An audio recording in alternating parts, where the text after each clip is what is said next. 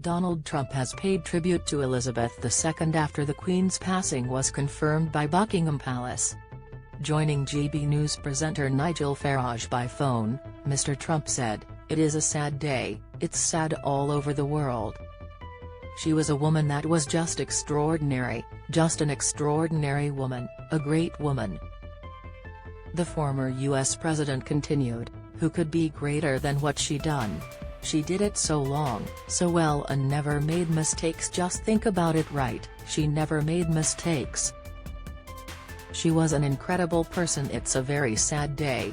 The Queen welcomed Mr. Trump to Buckingham Palace for a state banquet in 2019.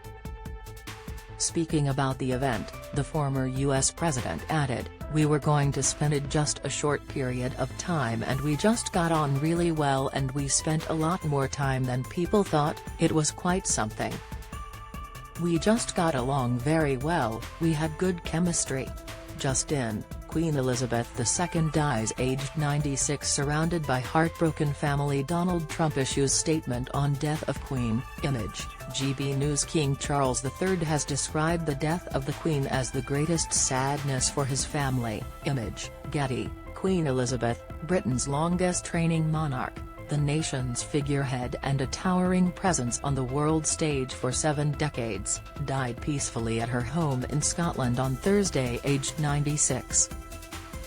"The death of my beloved mother, Her Majesty the Queen, is a moment of the greatest sadness for me and all members of my family," the new king, her eldest son Charles, said. "We mourn profoundly the passing of a cherished sovereign and a much-loved mother. I know her loss will be deeply felt throughout the country, the realms and the Commonwealth, and by countless people around the world," the 73-year-old said in a statement.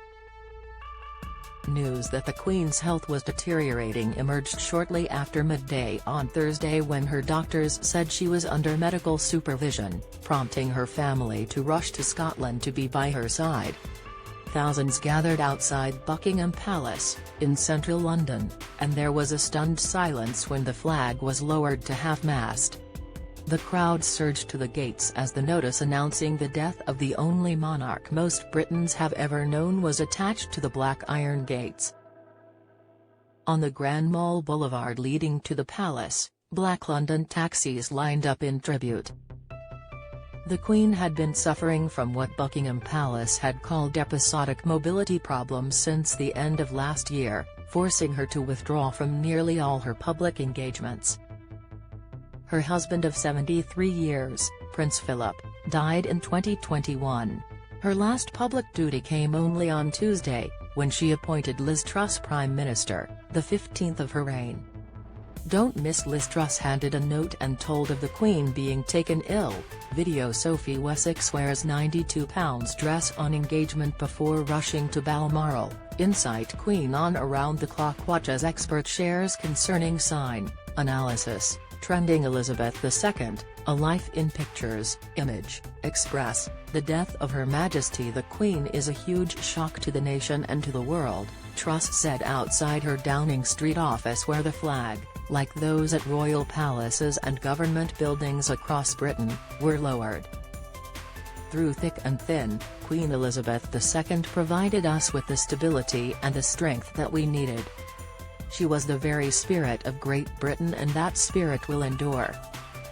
The news stunned not only people in Britain, with condolences pouring in from leaders around the world. Her legacy will loom large in the pages of British history, and in the story of our world, U.S. President Joe Biden and his wife Jill said in a statement.